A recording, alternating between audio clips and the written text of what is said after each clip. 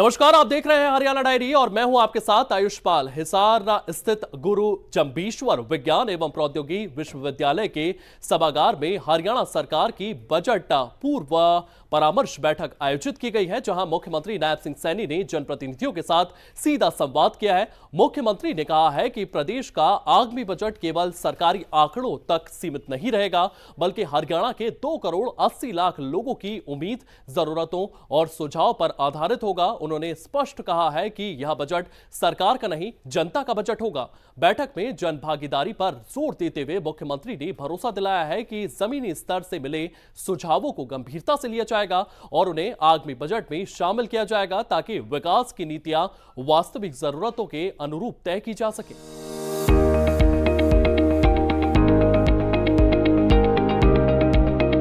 हरियाणा के आगामी बजट को लेकर सरकार ने यह स्पष्ट कर दिया है कि यह केवल विभागीय आंकड़ों और योजनाओं का दस्तावेज नहीं होगा, बल्कि प्रदेश के 2.80 करोड़ नागरिकों की आकांक्षाओं, आवश्यकताओं और सुझावों का प्रतिबिंब बनेगा।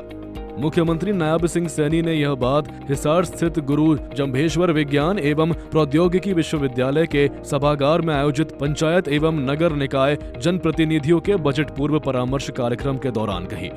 इस कार्यक्रम का उद्देश्य सरकार और जमीनी स्तर के प्रतिनिधियों के बीच सीधा संवाद स्थापित करना और आम जनता की भागीदारी के साथ आगामी बजट की दिशा तय करना था। मुख्यमंत्री ने कहा कि उनकी सरकार जनभागीदारी को सर्वोच्च प्राथमिकता देती है। इसी सोच के तहत आगामी 8 से 10 दिनों तक पंचायत प्रतिनिधि, नगर निकाय सदस्य और आम नागरिक विभिन्न माध्यमों, विशेष रूप से चैट बोर्ड के जरिए अपने सुझाव सरकार तक पहुंचा सकते हैं। इन सुझावों को आगामी बजट 2026-27 में शामिल किया जाएगा। उन्होंने कहा कि प्रधानमंत्री के 2047 तक भारत को विकसित राष्ट्र बनाने के संकल्प में जनप्रतिनिधियों की भूमिका बेहद अहम है। इसी लक्ष्य को ध्यान में रखते हुए हरियाणा सरकार ने अपना विजन डॉक्यूमेंट लॉन्च किया है, जिसे धरातल पर उतारने के लिए लगातार प्रयास किए जा रहे हैं। मुख्यमंत्री नायब सिंह सैनी ने गांवों को लोकतंत्र की सबसे मजबूत नींव बताते हुए कहा कि सरपंच गांव की पहली आवाज होते हैं और ग्रामीण विकास में उनकी भूमिका अत्यंत महत्वपूर्ण है।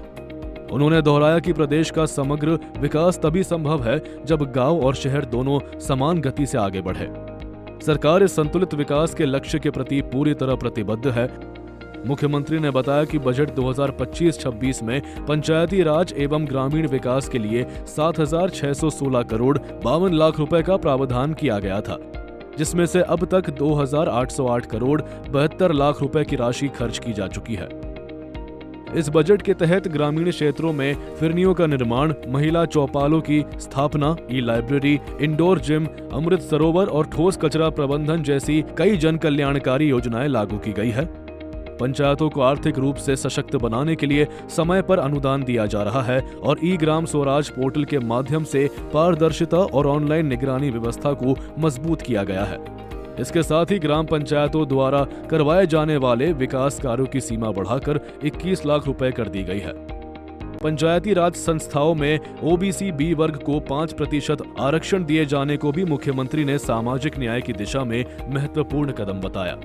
मुख्यमंत्री ने यह भी जानकारी दी कि सरकार ने हर वर्ष ग्राम सभा आयोजित करना अनिवार्य किया है। उन्होंने सरपंचों से आग्रह किया कि ग्राम सभाओं में गांव के कम से कम 40% लोगों की भागीदारी सुनिश्चित करें, ताकि विकास कार्यों पर सामूहिक चर्चा हो सके। अब तक हरियाणा के 13 जिलों में ऐसी ग्राम सभाएं आयोजित की जा चुकी हैं। मुख्यमंत्री के अनुसार यह निर्णय सरपंचों और ग्रामीण जनता दोनों के हित में लिया गया है।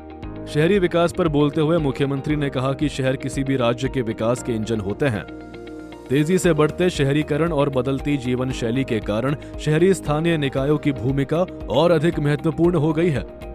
बजट 2025-26 में शहरी स्थानीय निकायों के लिए 5,666 करोड़ 28 लाख रुपए का प्रावधान किया गया है।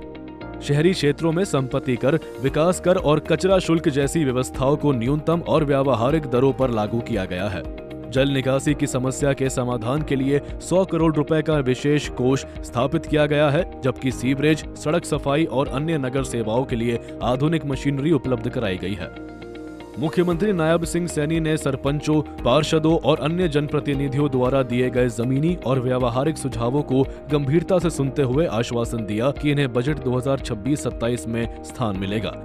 उन्होंने कहा कि जब बजट विधानसभा में प्रस्तुत किया जाएगा तब जिन हितधारकों के सुझाव शामिल होंगे उन्हें विशेष रूप से आमंत्रित किया जाएगा ताकि वे स्वयं देख सके कि सरकार ने उनकी बातों को बजट में जगह दी है। मुख्यमंत्री ने अंत में कहा कि गांव और शहरों के विकास में बजट की कोई कमी नहीं आने दी जाएगी और हरियाणा को विकास की नई ऊंचाइयों तक पहुंचाने के लिए सरकार पूरी प्रतिबद्धता के साथ काम करती रहेगी।